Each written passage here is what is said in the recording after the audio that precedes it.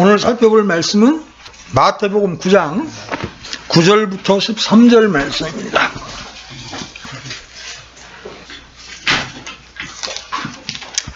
(13절까지) 우리 같이 한번 읽어보겠습니다. 시작. 예수님께서 거기를 떠나 지나가시다가 마태라 하는 사람이 세금 받는 곳에 앉아있는 것을 보시고 그에게 나를 따르라 하시니 그가 일어나 그분을 따르니라. 예수님께서 집에서 음식 앞에 앉으실 때에 보라, 많은 세리들과 죄인들이 와서 그분과 그분의 제자들과 함께 앉았더니 바리새인들이 그것을 보고 그분의 제자들에게 이르되 어찌하여 너희 선생은 세리들과 죄인들과 함께 먹느냐 하거늘 예수님께서 그것을 들으시고 그들에게 이르시되 온전한 자들에게는 의사가 필요 없으나 병든 자들에게는 필요하니라. 오직 너희는 가서 내가 긍휼을 원하고 희생물을 원치 아니하노라 하신 말씀이 무슨 뜻인지 배우라. 나는 의로운 자들을 부르러 오지 아니하고 죄인들을 불러 회개하려고 왔노라 하시니라. 오늘 병든 자를 고치러 오신 예수님, 이런 주제로 한번 살펴보겠습니다. 복음서에는 예수님 자신이 당신을 여러 가지로 계시하시죠. 우리가 오전에 나눴던 것처럼 우리 구원과 관련해서 당신을 제시하시는 것이 바로 어린 양입니다. 그죠? 예수님은 어린 양이십니다. 어린 양은 죄인들을 대신해 속죄 헌물로 하나님께 바쳐지는 희생물이에요. 요한복음 1장 29절에 보면 보라, 세상 죄를 제거하는 하나님의 어린 양이로다. 예수님은 흠도 없고 점도 없는 하나님의 어린 양이십니다. 그래서 우리의 구속은 바로 오직 흠도 없고 점도 없는 어린 양의 피 같은 그리스도의 보배로운 피로 된 것이니라. 베드로가 이렇게 말하죠. 또 예수님은 당신을 목자로 제시합니다. 그렇죠? 예수님은 양들의 목자, 양들을 위해서 자기 생명을 내어주시는 선한 목자이십니다. 또 예수님은 선생이기도 하십니다. 그러면 우리는 그분의 제자가 되는 거예요. 예수님이 구원의 대장이면 우리는 군사들이 되는 것이고요. 또 예수님은 주인이십니다. 그렇죠? 그러면 우리는 종들이 되는 겁니다. 근데 오늘 본문은 예수님께서 자신을 의사로 소개하고 계십니다. 본문 한 절씩 한번 주목해 보십시다. 9절 보세요. 9절. 예수님께서 거기를 떠나 지나가시다가 마태라 하는 사람이 세금을 받는 곳에 앉아있는 것을 보시고 그에게 나를 따르라 하시니 그가 일어나 그분을 따르니라. 여러분이 마태복음 앞부분 9장 1절부터 8절까지 앞부분을 보면 주님이 어떤 일을 행하세요? 중풍병자를 고치십니다. 근데 주님은 그 마비병 환자를 치료하신 다음에 거기에 머무르시지 않고 거기를 떠나서 다른 곳으로 향하셨습니다. 주님은 한 마비병 환자를 치료하셨다고 해서 거기서 영광을 받고 앉아 계시지 않으셨습니다. 거기서 또 떠나셨습니다. 예수님은 참 부지런하셨습니다. 그런데 지나가시다가 마태라는 사람이 세금 받는 곳에 앉아 있는 것을 보셨습니다. 우리는 여기서 마태는 레위라고도 불리는 알페오의 아들임을 여러분들이 기억해 놓아야 합니다. 여러분 여기 적어 놓으시고 잠깐 마가복음 2장 14절 한번 가보십시오. 마가복음 2장 14절.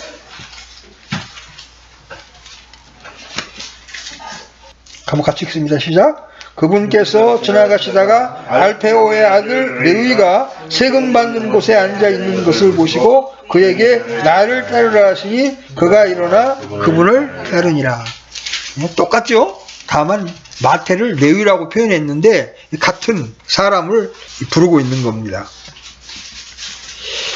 마태복음을 기록한 사람이 바로 여기에 기록된 마태로서 지금 자기에 대한 이야기를 기록하고 있는 겁니다. 자기가 주님께 부름받던 그 일을 복음서에 기록하고 있는 거예요. 그런데 마태는 직업이 뭐였습니까? 세리였습니다. 당시에 세리는 가장 하류로 이 유대민족으로 말하면 매국노로서 유대민족의 피를 빠는 나쁜 직업을 가진 그런 사람이었습니다. 그래서 세리는 죄인과 동무로 취급이 되었습니다. 당시 세리는 유대인들에게 창녀와 더불어 가장 경멸받는 더러운 직업에 속했습니다. 그래서 세리라는 말은 죄인과 동의어였고 마치 사람들은 전염병이나 부정한 물건을 대하듯 교제조차 하지 않았습니다. 여러분, 이 마태가 마가복음에 의하면 알페오의 아들 레위라는 이름에서 볼 수 있듯이 그는 레위지파의 사람이었습니다. 본래 레위지파는 제사장 가문이에요. 그렇죠? 제사장 가문에게 요구되는 게 뭐예요? 거룩함이죠. 성별입니다. 그렇게 거룩하게 살아야 할 레위가 지금 동족의 세금을 많이 거두어서 정해진 액수만큼은 로마에 바치고 남은 돈은 챙겨 먹는 그런 세리가 되어 있는 겁니다. 그런데 그 마태가 세관에 앉아 있을 때 주님께서 그 사람을 나를 따르라 이렇게 명령하십니다. 세리가 창기나 이방인들과 함께 한 묶음으로 취급받던 그런 시대의 분위기인데 주님께서는 자신의 제자로 마태를 부르고 계신 겁니다. 여러분 잘 생각해 보십시오. 여러분들이 제자를 구하거나 여러분들이 부하 직원을 고르면 어떤 사람을 고르겠습니까? 유능하고, 그렇죠? 선량하고 똑똑한 사람을 구할 거 아닙니까? 그런데 주님은 당신의 제자를 구하면서 이렇게 마태와 같이 형편없는 세리를 부르셨습니다. 주님은 선하고 의롭고 경건한 종교인들을 제자로 삼지 않았습니다. 주님은 학식 있는 자들이나 지위가 높은 자들을 제자로 부르시지 않으셨습니다. 주님은 그 당시 서기관, 율법사, 랍비, 제사장들 중에서 그 누구도 제자를 부르지 않으셨습니다. 훗날 주님께서 사울을 사도로 부르셨는데 그는 또 어떤 사람이에요? 교회의 핍박자요? 살인자였습니다. 우리는 이렇게 생각할 수 있습니다. 아니, 세상에 쓸만한 사람이 아무리 없다 하더라도 주님께서 어떻게 이런 사람을 제자로 부를 수 있습니까? 주님은 사람의 애모를 존중하지 않으실 뿐 아니라 사람을 애모로 취하지 않으십니다. 세리였던 마태에 대한 부르심은 은혜에 의한 부르심입니다. 아멘? 주님은 그 누구의 과거 행적들이나 현재의 신분이나 지위를 문제 삼지 않으시는 분이십니다. 마태에 대한 부르심은 전적으로 하나님의 은혜로 말미암은 것입니다. 여러분에 대한 하나님의 부르심도 은혜에 의한 것입니다. 우리가 남보다 무엇이 나아서 택함을 받은 것입니까? 여러분은 대학 교수도 아닙니다. 여러분은 국회의원도 아닙니다. 여러분은 부유한 사람도 아닙니다. 그런데 여러분은 우주의 창조자이신 하나님께로부터 부름을 받은 자들입니다. 어떻게? 은혜로 우리는 그분의 부르심을 받은 거예요. 그런데 하나님께서 베푸신 은혜에 모두가 순종하는 것은 아닙니다. 어떤 사람은 너 나를 따르라 그러니까 주여 먼저 가서 내가 내 아버지를 장사진에게 허락하옵소서. 그런 사람이 있습니다. 기억나시죠? 예. 그러나 마태는 그렇게 말하지 않았습니다. 그는 즉각적으로 일어나 주를 따랐습니다. 그는 세관에서 하던 일을 멈추고 세리라는 직업을 내려놓고 일어나서 주님을 따랐습니다. 우리가 이 모습을 보면 처음에 이해할 수가 없습니다. 어떻게 한 번 부른다고 모든 것을 버리고 따라가지? 왜 이런 일이 가능합니까? 주님을 위한 이 부르심이 예수님의 신적 권위에 의한 부르심이기 때문에 그렇습니다. 그런데 이 주님의 부르심에 순종하기 위해서는 버려야 할 것이 있습니다. 마태는 세리라는 직업을 버렸습니다. 그런데 마태는 주님을 따랐을 뿐만 아니라 주님을 위하여 자기 집에서 큰 잔치까지 베풀었습니다. 여러분 10절로 내려가십시오. 10절. 예수님께서 집에서 음식 앞에 앉으실 때에 보라 많은 세리들과 죄인들이 와서 그분과 그분의 제자들과 함께 앉았더니, 마태복음에는 그냥 음식 앞에 앉아있다고만 기술되어 있기 때문에 자세히 묘사되어 있지를 않아요.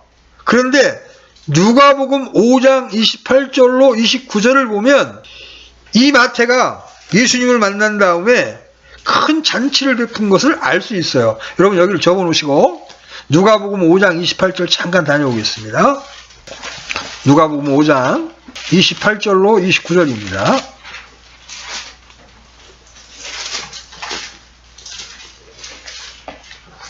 같이 읽습니다. 28절 29절 시작. 그가 모든 것을 버려두고 일어나 그분을 따르니라. 레위가 그분을 위하여 자기 집에서 큰 잔치를 베푸니 세리들과 또 그들과 함께 앉은 다른 사람들의 큰 무리가 거기 있더라. 주님의 부르심을 받은 마태는 주를 따르면서 제일 먼저 자기 집에서 큰 잔치를 벌였습니다. 이 레위라고 불리는 마태는 갈릴리에서 그 명성이 자자한 예수님의 부르심을 받았고 택함을 받았습니다. 그는 이제 세리로서의 삶을 종결하고 주님의 제자로서의 삶으로 인생이 전환되어 버린 것에 대해서 기쁨의 잔치를 벌인 겁니다. 마태의 마음속에 또 이런 마음이 있었을 겁니다.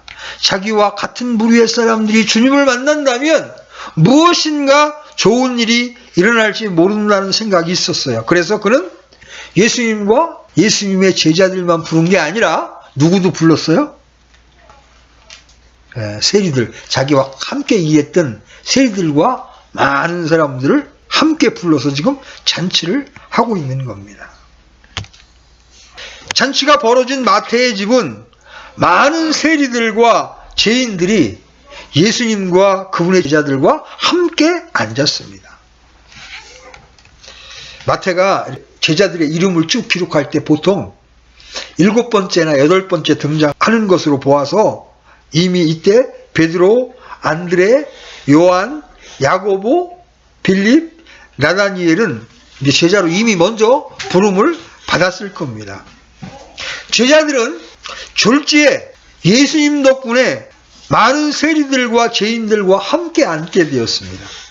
평소 같으면 세리집에 얼씬도 하지 않았을 건데 이날은 마태의 집에 들어왔고 세리들과 죄인들과 함께 앉아 식사의 교제를 나누게 된 겁니다.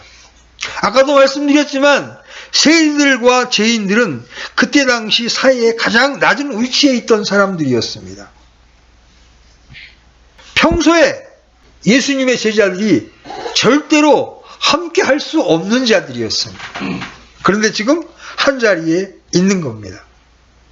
여러분, 이것은요, 바리새인들과 서기관들에게 이 일은 보통 심각한 문제가 아닙니다. 이것은 오늘날 유명한 목사님이 아니면 유명한 스님이 지금 술집 작부하고 같이 지금 놀고 있는 거하고 똑같은 거예요. 예수님과 제자들이 세리들과 죄인들과 지금 한 자리에 앉아서 잔치에 참여하고 있다는 얘기는 오늘날로 치면 술집 작부하고 지금 같이 놀고 있는 거하고 똑같은 거예요. 자, 드디어 문제가 터집니다. 여러분 11절 보세요. 11절 마태복음 9장 11절 보세요. 바리새인들이 그것을 보고 그분의 제자들에게 이르되 어찌하여 너희 선생은 세리들과 죄인들과 함께 먹느냐 하거늘. 여러분, 바리새인들이 이 호기를 놓칠 이유가 없습니다. 주님이 마태의 집에 들어가셨을 뿐만 아니라 잔치의 음식 앞에 지금 앉아 계십니다. 마태가 초청한 세리들이 있습니다. 죄인들이 있습니다. 주님의 제자들도 그 자리에 있습니다. 우리가 마태복음 9장 앞에서 보면 안식일날 마비병 환자를 고쳤다고 해서 예수님께서 그 마비병 환자의 죄를 사면해 줬다고 해서 신성모독죄라고 판단했었습니다. 여러분 9장 3절 보세요. 9장 3절. 보라, 서기관들 중에 어떤 자들이 속으로 이르되 이 사람이 신성모독하는도다. 그런데 이번에는 세리들과 죄인들과 함께 음식을 먹는 것을 지금 보았으니 그냥 넘어갈 수가 없는 겁니다. 갈릴리에서 지금 유명세를 타고 있는 그분께서 잘 걸렸다. 너 잘 걸렸다. 이렇게 생각하고서 지금 이제 도전을 하는 겁니다. 그런데 그들은 주님께 직접 따지지 못하고 그분의 제자들에게 말합니다. 그죠? 어찌하여 너희 선생은 세리들과 죄인들과 함께 먹느냐? 여러분, 제자들이 이 질문을 받았을 때 어떤 생각이 들었을까요? 드디어 올 게 왔구나. 사고가 터졌다. 이렇게 생각했을 겁니다. 바리새인들과 서기관들은 예수님의 행위에 대해서 제자들에게 지금 해명을 요구하고 있는 겁니다. 바리새인들은 스스로 죄인이 아니라고 생각하는 사람들입니다. 여러분 누가복음 18장에 보면 세리와 함께 성전에 올라가서 기도하고 있는 바리새인들의 모습이 등장합니다. 그렇죠? 거기서 그들이 어떻게 기도해요? 나는 저 세리와 같이 아니함을 감사하나이다. 그러면서 나는 일주일에 2번 금식을 하고 소득의 11조를 꼬박꼬박 드립니다. 그러면서 자신과 세리를 이렇게 비교합니다. 그런 사람들이기에 주님의 제자들에게 어찌하여 너희 선생은 죄인들과 세리들과 친하냐 이렇게 묻고 있는 겁니다. 그 말은 너희들은 왜 저런 사람을 따라다니고 있냐? 이런 뜻을 내포하고 지금 묻고 있는 겁니다. 그런데 예수님께서 그 말을 들으셨습니다. 여러분 마태복음 9장 12절 이 말씀은 너무나 중요한 말씀이기 때문에 같이 읽습니다. 시작. 예수님께서 그것을 들으시고 그들에게 이르시되 온전한 자들에게는 의사가 필요 없으나 병든 자들에게는 필요하니라. 온전한 자들에게는 의사가 필요 없으나 병든 자들에게는 필요하니라. 당시 제자들에게는 주님께서 왜 세리 마태를 제자로 부르시고 그가 베푼 잔치에 오셔서 세리들과 죄인들과 함께 먹고 마시는지 설명할 정도의 영적 인식이 없었습니다. 주님이 부활 승천할 후에도 베드로는 이방인 신자들과 함께 식사하는 것을 꺼리다가 바울에게 책망을 받았습니다. 그렇죠? 그럴 정도니 제자들이 이 질문에 납득할 만한 대답을 못하는 것은 너무나 당연해 보입니다. 그래서 이제 제자들 마음에는 큰일 났다고 생각했는데 그때 이 질문에 대한 답을 주님께서 친히 하십니다. 우리에게는 답이 없어 보이는 문제에도 주님은 답을 가지고 계십니다. 주님은 제자들에게 답변하도록 맡겨두시지 아니하시고 직접 그들에게 대답하셨습니다. 주님은 오늘도 우리의 모든 의문과 질문에 대한 답을 가지고 계신 분이십니다. 여러분이 무엇을 물어도 주님은 당황하지 않으십니다. 모르겠다, 생각 좀 해보자, 이렇게 말씀하시지 않으십니다. 왜냐하면 주님은 지혜의 왕이시기 때문에 그렇습니다. 주님은 바리새인들과 서기관들이 제자들에게 질문하는 것을 들으시고 답변해 주셨습니다. 온전한 자들에게는 의사가 필요 없으나 병든 자들에게는 필요하니라. 여러분, 의사는 병을 고치는 사람들입니다. 그렇죠? 병원에 가보면요, 환자들이 붐벼요. 그들이 왜 병원에 갑니까? 의사를 만나 자기의 병을 치료받기 위해서입니다. 병든 자에게는 의사가 필요합니다. 병들지 않은 사람들은 의사가 필요 없습니다. 그죠? 건강한 사람에게 항생제 투여하고 수술하겠다고 칼을 들고 대들면 여러분 어떻게 하겠어요? 이 사람 미쳤나, 이거. 정신병원에 보내야 될까 보다, 이렇게 생각할 거 아닙니까? 그래서 병든 자에게만 의사가 필요한 거예요. 여기서 우리는 주님께서 이 땅에 오신 위대한 목적을 발견하게 됩니다. 온전한 자들에게는 의사가 필요 없습니다. 그러나 병든 자들에게는 의사가 필요합니다. 주님은 병든 자들을 위해 오셨습니다. 주님은 병든 자들을 고치러 오신 분이기에 주님을 필요로 하는 자들은 병든 자들입니다. 그래서 문둥병자, 소경, 귀머거리 이들은 모두 주님을 필요로 했습니다. 주여, 다윗의 자손 예수여, 그러면서 자기를 고쳐줄 것을 구했습니다.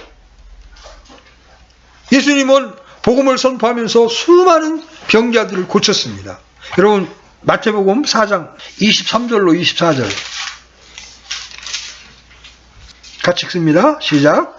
예수님께서 온 갈릴리에 두루다니사 그들의 해당들에서 가르치시고 왕국의 복음을 선포하시며 백성 가운데 온갖 종류의 질환과 온갖 종류의 질병을 고치시니 그분의 명성이 온 시리아에 두루 퍼지니라. 그들이 모든 병든 사람 곧 갖가지 질병과 고통에 사로잡힌 자, 마귀 들린 자, 미친 증세가 있는 자, 마비병 환자들을 그분께 데려오니 그분께서 그들을 고치시네. 여러분, 여기서 여러분들이 주목해야 될 단어가 뭐냐면 온갖 종류, 갖가지 질병. 주님은 병자들을 선별해서 고치신 것이 아닙니다. 특정 질병만을 치유해 주신 것도 아닙니다.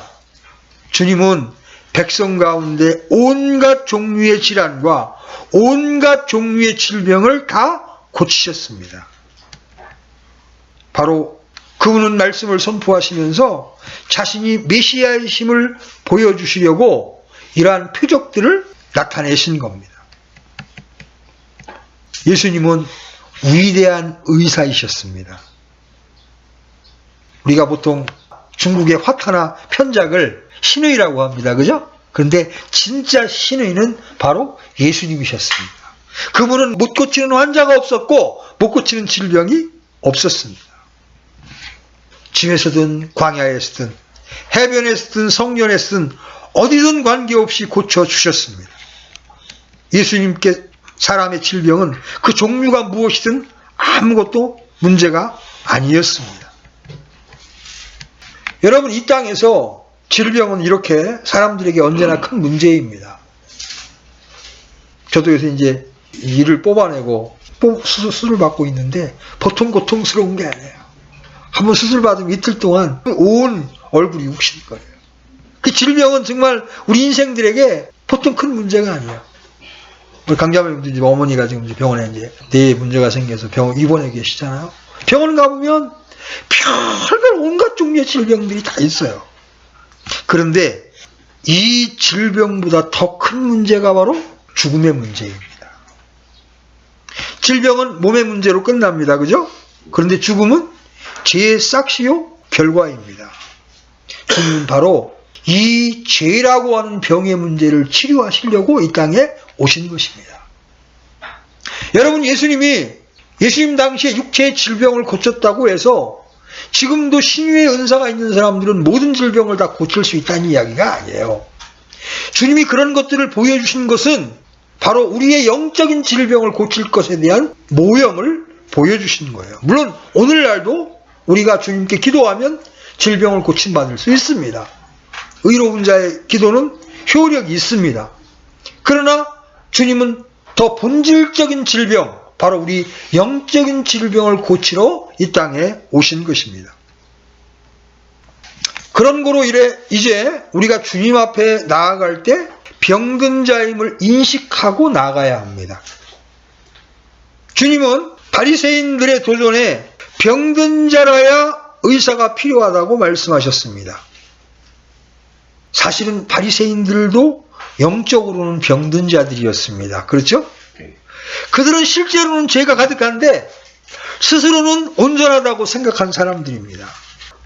이들은 정말로 건강한 사람들이 아니고 심각한 병에 걸려 있는데 스스로 문제가 없다, 건강하다고 생각하는 사람들이에요. 주님은 어떤 사람들을 부르러 오셨습니까? 병든 자들을 부르러 오셨습니다. 병든 자들을 고쳐주러 오신 겁니다. 그러면 어떤 사람이 긍휼을 얻고 은혜를 얻습니까? 바로 자기가 병든 자임을, 자기가 죄인임을 인정하는 사람들입니다. 주님은 그런 사람을 고치시고 생명을 주십니다. 여러분이 어떻게 구원을 받았습니까? 여러분이 죄인임을 인정하고, 여러분이 병든 자임을 인정하고 주님 앞에 나아왔기 때문에 주님의 은혜를 입어 여러분들이 치유를 받은 것입니다. 바리새인들은 병든 자들이었습니다.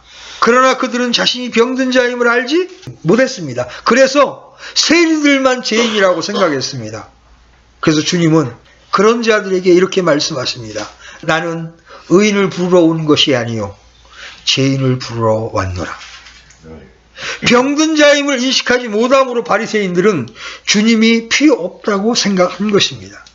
오늘날 우리도 많은 때 바리새인의 위치에 설 때가 있습니다.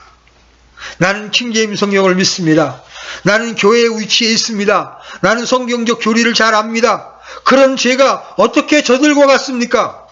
물론 이 모든 것은 귀한 것입니다.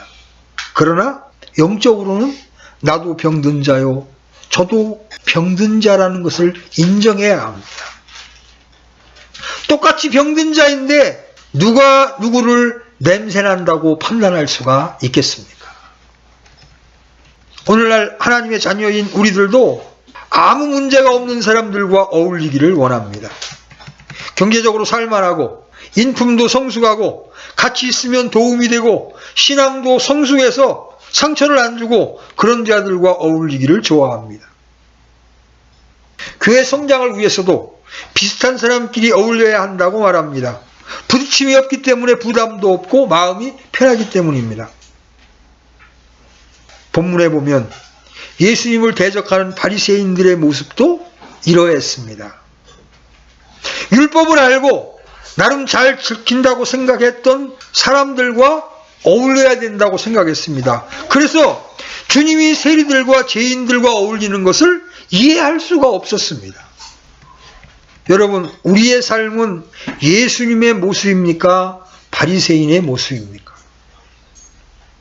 우리의 모습은 바리새인에 훨씬 가깝지 않습니까? 예수님은 이 땅에 오신 목적을 병든 자를 부르러 오셨다고 말씀하셨습니다. 여러분, 마태는 육신으로는 병든 자가 아니었습니다. 그렇죠? 성경의 병든 자는 전인적인 병, 하나님을 모르는 자들, 마귀의 억압 아래 있는 자들입니다. 주님은 치유와 회복이 필요한 자들과 함께 계신 겁니다. 하나님의 치유와 구원이 필요한 병든 자들과 같이 계신 겁니다. 우리가 예수님의 제자라면, 또 주님이 우리의 머리라면 우리는 주님을 따라야 합니다. 병든 자와 함께 하는 자들이 되어야 합니다. 때로 말쑥한 옷차림을 하고 판사나 교수가 모임 안에 오면 환영합니다. 아주 정중하게 대합니다. 근데 허름한 옷을 입고 냄새나는 옷을 입고 오면 냄새나는 다음에 피합니다. 여러분, 그거는 주님의 모습이 아닙니다. 주님은 병든 자와 함께 하시면서 그들을 고치시기 위해서 이 땅에 오셨습니다. 우리도 마찬가지입니다. 여러분, 누군가를 복음으로 인도할 때 절대 어떤 사람의 애모를 취하지 마십시오. 병든 자라야 의사가 필요한 겁니다. 물론 우리가 그런 위치에 이르는 데는 하나님의 은혜가 절대적으로 필요합니다. 영적으로 성숙한 자들과 교제하는 것은 중요하고 필요합니다. 그러나 거기에만 머물러 있으면 심각한 겁니다. 그렇게 되면 변화산에 초막을 짓고 여기가 조사오니 했던 새 제자들과 조금도 다르지 않습니다. 교회는 병든 자를 치료하는 것입니다. 자기들끼리 좋은 시간을 갖는 것이 아닙니다. 베드로가 변화산에서 변화된 예수님을 본 다음에 뭐라고 얘기해요? 여기가 조사오니 초막을 짓고 여기서 사십시다.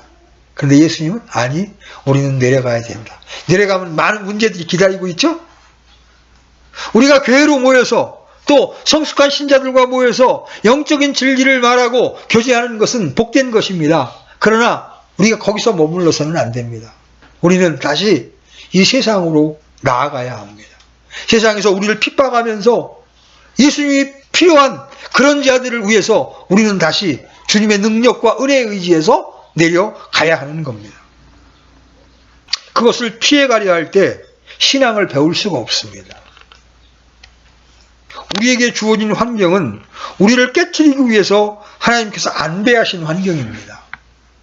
모임 안에 나를 찌르는 지체가 있으면 그 지체는 나를 변화시키기 위해서 하나님께서 안배하신 도구입니다.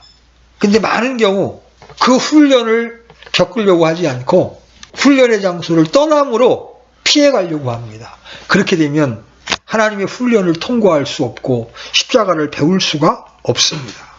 힘들고 고통스러운 환경이지만 대가를 치르면서 극복해야만 주님을 얻을 수가 있는 겁니다.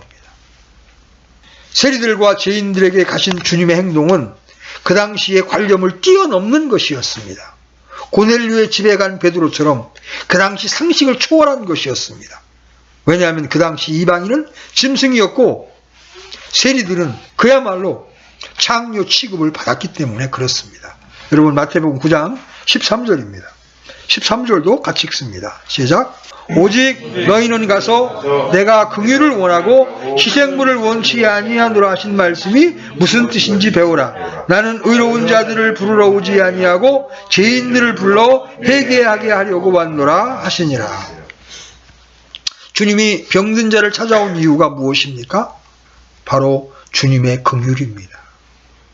긍휼이 구원의 동기이자 신앙의 본질입니다. 예수님께서 병든 자와 함께 하시면서 이들을 고친 데는 주님의 긍휼이 있습니다. 우리는 하나님의 손에 심판밖에는 받을 것이 없는 자들이었습니다. 우리의 범법과 죄들 때문이었습니다. 그런 우리가 살리심을 받았습니다. 하나님께서 왜 그런 행동을 취하셨습니까? 그것은 순전히 그분의 긍휼과 사랑 때문이었습니다. 여러분, 긍휼이라는 말이 무슨 뜻이에요?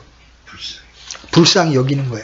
마땅히 진노, 정죄, 심판을 받아야 할 대상들을 불쌍히 여기는 것입니다. 그래서 긍휼이야말로 죄인들에게 가장 복된 소식입니다. 죄인들에게 필요한 것은 공의가 아니라 긍휼입니다. 하나님의 긍휼과 하나님의 공의는 서로 대립되는 성분입니다. 그러나 하나님의 마음에는 우리를 불쌍히 여기는 마음이 있었습니다.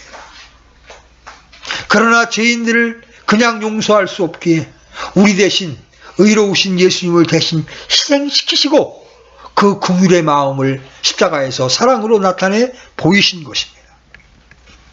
그래서 주님은 너희는 가서 내가 긍휼을 원하고 희생물을 원치 아니하노라 하신 말씀이 무슨 뜻인지 배우라 이렇게 말씀하고 계신 겁니다.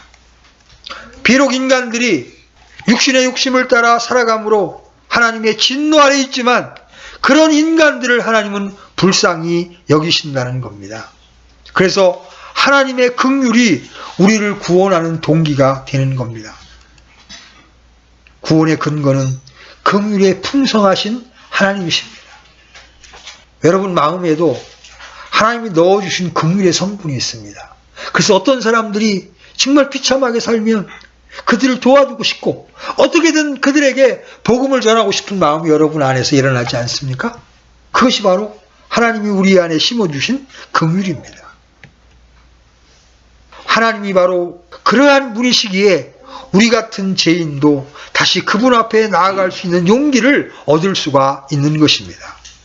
그런데 하나님의 긍휼은 마음속에만 간직된 것이 아니라 사랑으로 나타내 보여주셨습니다. 바로 십자가에서 아들을 내어주시는 그 사랑으로 드러난 것입니다. 그 당시 바리새인들의 삶 속에는 이 긍휼이 없었습니다.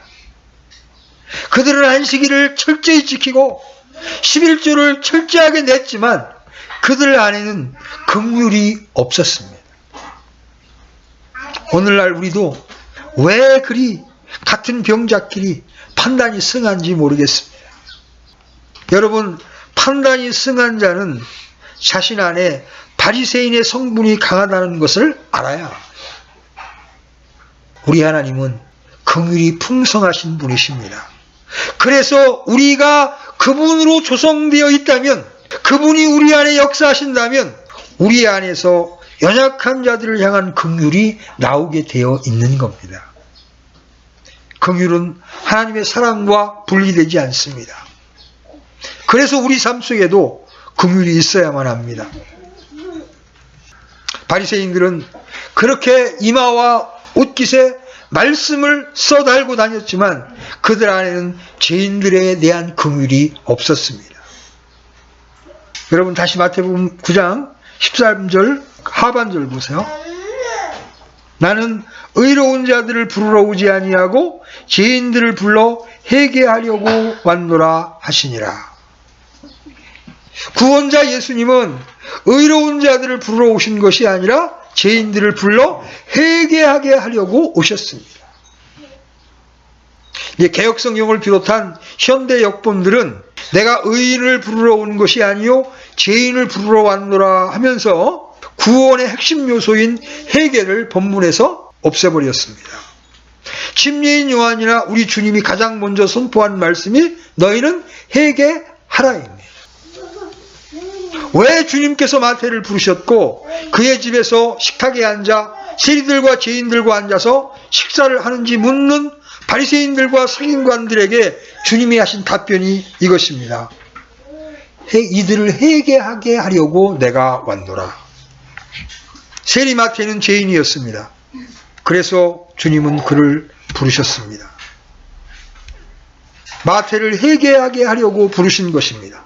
주님은 회개하고 복음을 믿으라고 선포하신 대로 이 일을 위해 오신 것입니다. 의사가 병자를 고치기 위해 치료하는 것처럼 주님은 죄인들을 구원하시기 위해 그들을 부르시고 회개하게 하십니다. 여기서 여러분들에게 제가 진지한 질문을 드립니다. 여러분은 병든 자로 주님께 온 적이 있으십니까? 그렇지 않다면 단지 여러분은 기독교라고 하는 종교를 하나 가지고 있을 뿐입니다. 어쩌면 주님께 고침을 받은 적이 없는지도 모릅니다. 주 예수님의 죽음이 여러분의 병 때문임을 보았습니까?